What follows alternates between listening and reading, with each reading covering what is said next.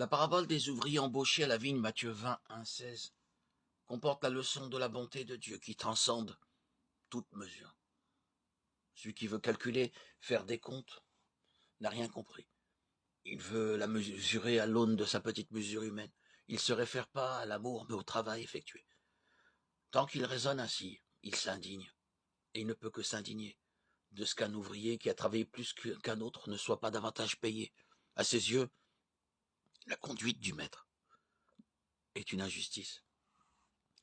Quelle est donc la leçon qui se cache dans ce récit? Les ouvriers embauchés conçoivent leur travail comme une charge et un fardeau. Ils ne le font pas de bon cœur. Nous avons supporté le poids du jour et la grosse chaleur. Maintenant, nous devons être payés davantage.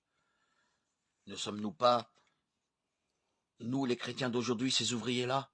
Leur récrimination et leur protestation ne sont-elles pas les nôtres? Nous nous efforçons tant bien que mal de vivre notre foi, nous renonçons à pas mal de choses, nous portons le poids du jour et la grosse chaleur. Que recevrons-nous en retour? Que toucherons-nous de plus que les autres? Une première réponse pourrait être celle-ci. Ne suis-je pas libre de disposer de mon bien comme je l'entends? À vrai dire, la parabole ne donne pas de réponse. Elle nous pose plutôt des questions. Le message du salut vous a-t-il apporté la joie? A-t-il enrichi votre vie?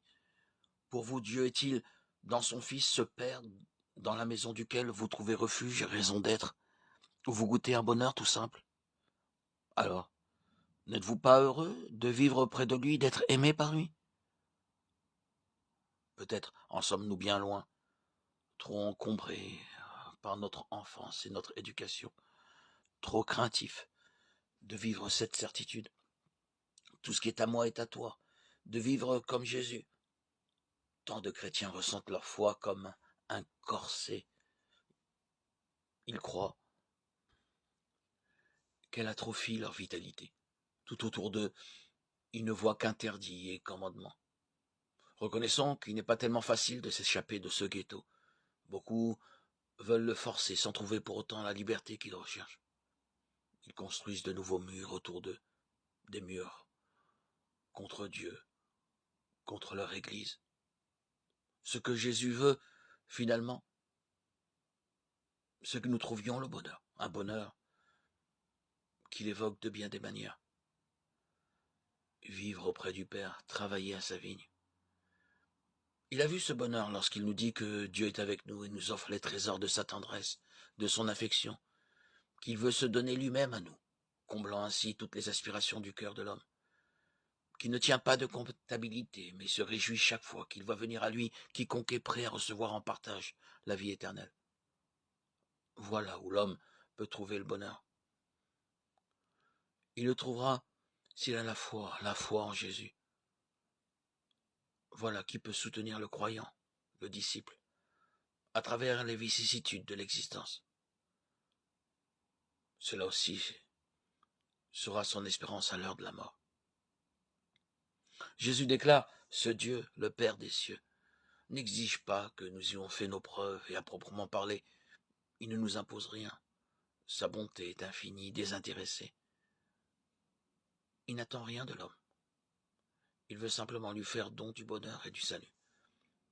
Il lui donne ainsi la liberté et la possibilité de rendre amour pour amour spontanément, mais de tout cœur.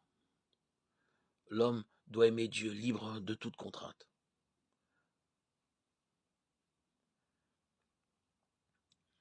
Ce qui permet à saint Augustin, un père de l'Église, de dire « aime et fais ce que tu veux ». La parabole de l'enfant prodigue demande aux disciples d'être un adulte, un homme libre, un fils majeur, qui vive dans la maison du Père avec un cœur de fils. Mais il doit avoir compris auparavant que l'amour véritable est libre et spontané. Celui qui a pris conscience de cela ne devrait-il pas être heureux de vivre de cette joie? C'est à travers la vie quotidienne que l'on verra si cet amour est simple discours ou une merveilleuse expérience personnelle. L'amour ne peut se révéler vraiment authentique que s'il nous pousse à aimer tous les hommes avec qui nous vivons ou qui viennent à nous. Les gestes d'amour que les hommes ont les uns pour les autres, le bien qu'ils se font, sont les signes du joyeux message de l'Évangile.